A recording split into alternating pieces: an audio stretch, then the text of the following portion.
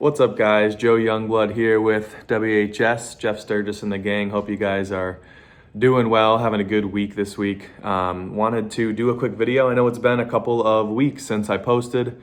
Just been a little bit tired. We had a personal vacation, which was nice. Got out to Wyoming for Cheyenne Frontier Days. If you guys haven't heard of that or don't follow me on any of my other social media, it's basically one of the largest rodeos in North America, but they bring in some pretty big country artists and do concerts at night, some rodeo during the day, have like a carnival thing. And I was stationed there with the military about 12 years ago. So it was really nice to go back and reminisce with some friends and see some sights, do a little hiking, a couple concerts for 4 or so days, and it was a good time.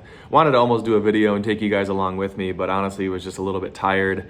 Prior to that, had quite a few trips going on in the Midwest, helping people out with their properties. So speaking of that, we have just really a couple more trips this summer, and things will be wrapping up again for another habitat season. It's crazy, time flies, and then we'll be literally booking for 2024, which is also a little reminder too, guys. If any of you are watching this, or maybe you are kind of on the fence, we will be booking pretty soon into the fall, and then from fall to winter, most of our schedules will almost be filling up. So bear that in mind. If you're interested, don't wait to the last second. Hate doing that, not trying to plug, but it will. And then people sometimes get disappointed, of course, when our next available opening is July or August, but that's just how it works, guys. On top of that, I wanted to do a quick little reminder on what's going on with the farm. I honestly haven't been there for a little while, so that's another reason, right? I try and do these videos, take you along with me, and for the most part, we really only talk about what's going on at this time of the year, what I'm doing on my farm in accordance with our strategies at WHS, and show you guys that in real time. The downside to that is, there are lulls, or if I'm not there, I don't have as much content to post. So if there are things that you guys are interested in, aside from that you'd like to talk about from scouting or what have you, different perspectives, or even whiteboard stuff, then let me know. But I think we all kind of like, the in the field videos the best.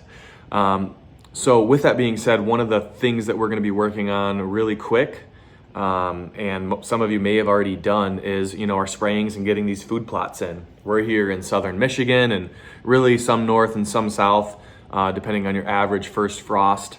You might be in the same boat as me with a goal of putting in those plots in early to mid-August. Really, if average first frost, let's say, for our area, and you can Google this and get Farmer's Almanac and all that good stuff. Let's say it's mid-October, we scoot 60 days back, and mid-August is kind of, that standpoint. Early mid-August, I am looking for that good rainfall, and I want my seeds down and ready to go, and my fall food will be done outside of coming back 4 to 5 weeks after germination and overseeding with some rye.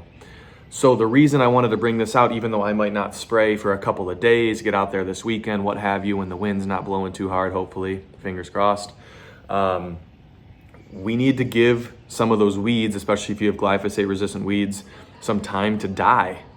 You can't just spray buckwheat and the weeds with glyphosate and expect your weeds to grow if you're going to have a bunch of weeds still standing after you spray the glyphosate, right? Sometimes it's going to take some other herbicides to kill them, such as 2,4-D potentially. The downside to that is, and I know I talk about this all the time, but I want to hammer it home because I see so many people complaining on social media, is that 2,4-D, does have that residual. And yes, we've tested this for years, guys, so we're not just throwing numbers out. If you wait a week or two and you spray with the normal 2 quarts per acre glyphosate, 1 pint per acre of 2,4-D, you can write that down.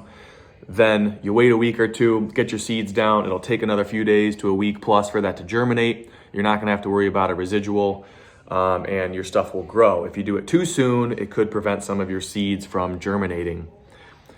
The big point I'm trying to hit home with you guys though, since many of you, whether it's deer browse or maybe your soil isn't up to snuff, and you get a mediocre buckwheat, weeds and other, plants are gonna filter in where the sunlight's shining, right? They're gonna fill in those gaps. The buckwheat is not gonna perfectly smother all the weeds and allow you to do that great, no-till buckwheat system where you seed into the buckwheat and smash it. So bear that in mind. We have to take care of those.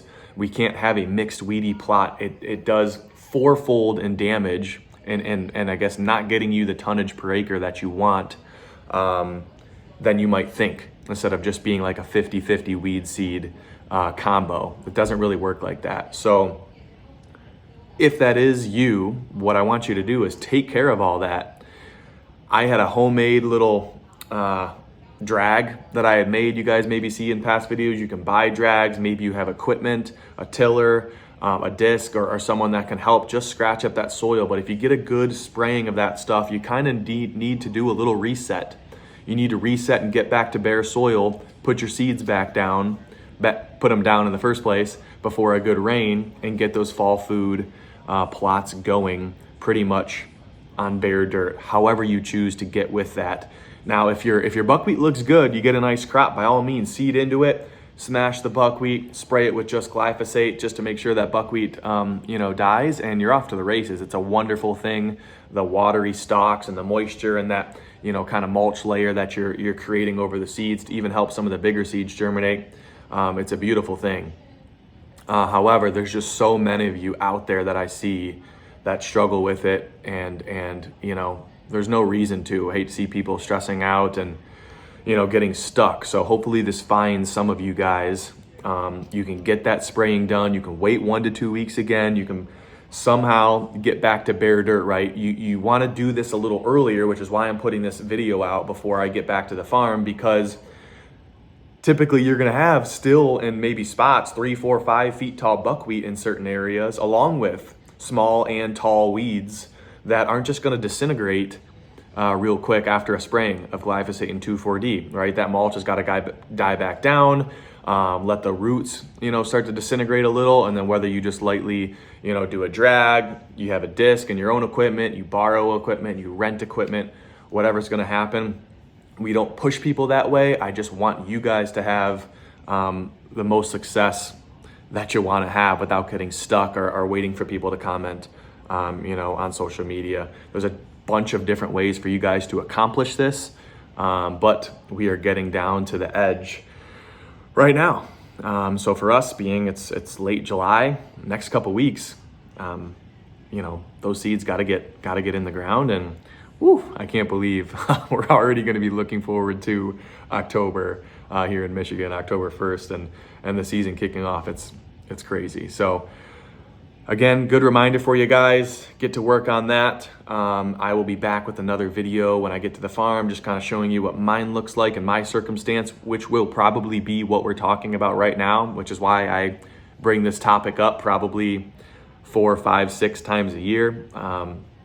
So I will be doing that exact same thing, but I got to spray, got to get this stuff down. I'll show you what it looks like I do every year. If you guys want to follow along, please do hit that subscribe button.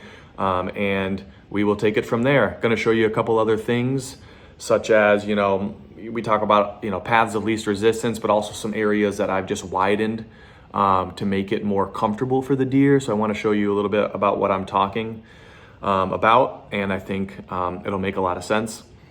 Bringing those deer within shooting range and not keeping them, skittish, depending on the area and the woods that you're working with. So stay tuned. Let me know in the comments below any questions or other video ideas you guys want to see or talk about, and we'll go from there. Appreciate it, guys. We'll see you soon.